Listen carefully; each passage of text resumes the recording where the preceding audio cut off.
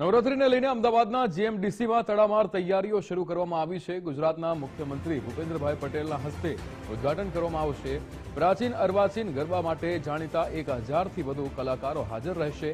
GMDC ગ્રાઉન્ડમાં પ્રવેશ માટે કલશ ગેટ તૈયાર કરવામાં આવ્યો છે અને 9 અલગ અલગ ઝોન પણ તૈયાર કરવામાં આવવાના છે। દરેક ઝોનમાં 50 લોકો બેસી શકે તેવી વ્યવસ્થા ઊભી કરવામાં આવશે।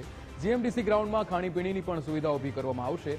સેલ્ફી પોઈન્ટ, બાળનગરી, હેન્ડીક્રાફ્ટ બજાર પણ આકર્ષક રહેશે। આ વર્ષે પણ જીએમડીસી ગ્રાઉન્ડ ખાતે વાઇબ્રન્ટ નવરાત્રીનું જે છે ગુજરાત સરકાર દ્વારા આયોજન કરવામાં આવ્યું છે, તેને લઈને તડામાર તૈયારીઓ જે છે એ જીએમડીસી ગ્રાઉન્ડ ખાતે શરૂ કરી દેવામાં આવી છે।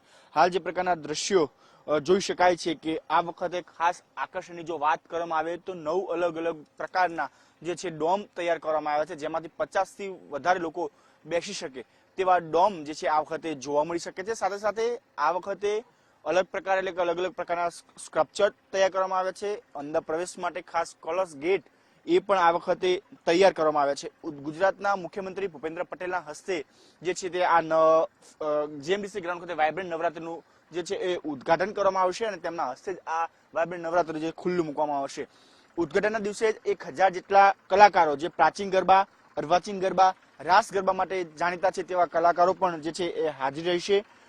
આમાં જો અલગ વાત કરવામાં આવે તો આ વખતે ખાસ 9 જે અલગ અલગ જે ઝોન તૈયાર કરવામાં આવ્યા છે તેની અંદર પણ પ્રવેશ માટે ટિકિટ દર જે છે આગામી સમયમાં નક્કી કરવામાં આવી શકે છે। સાથે સાથે બ્લોક્સ, હોર્ડિંગ, લાઇટિંગ પણ જે છે એ આ વખતે આકર્ષણનું કેન્દ્ર જે છે એ બની શકે છે। 9 દિવસ માતાજીના ગરબા અને શહેરના લોકો માતાજીના આરાધના કરી શકે તે માટે ગુજરાતના નામાંકિત કલાકારો પણ અલગ અલગ દિવસે પોતાના સૂર જે છે એ રેલાવશે। જીએમડીસી ગ્રાઉન્ડની અંદર પણ જે ગરબા ગાવા માટે લોકો આવતા હોય છે તેમના માટે ખાણીપીણીની સુવિધા પણ જે છે એ કરવામાં આવી છે। આ ઉપરાંત સેલ્ફી પોઈન્ટ, ફોટો ઝોન, બાળનગરી, ફૂડ કોર્ટ જેવા અલગ અલગ ઝોન જે છે તૈયાર કરવામાં આવશે, એટલે કે જે નાના બાળકો સાથે ગરબા રમવા આવી શકે છે તેમના માટે બાળનગરી પણ આ વખતે તૈયાર કરવામાં આવી છે। ખાણીપીણીની બજાર પણ તૈયાર કરવામાં આવશે। સાથે હેન્ડીક્રાફ્ટની જે બજાર છે, જે હાથેથી તૈયાર કરેલી ચીજ વસ્તુઓ છે તે લોકો અહીંયાથી ખરીદી શકે તે પ્રકારે પણ આ વખતે જીએમડીસી ગ્રાઉન્ડની અંદર આયોજન કરવામાં આવ્યું છે। કેમેરામેન જય જાની સાથે રાહુલ ત્રિવેદી, ગુજરાત ફર્સ્ટ, અમદાવાદ।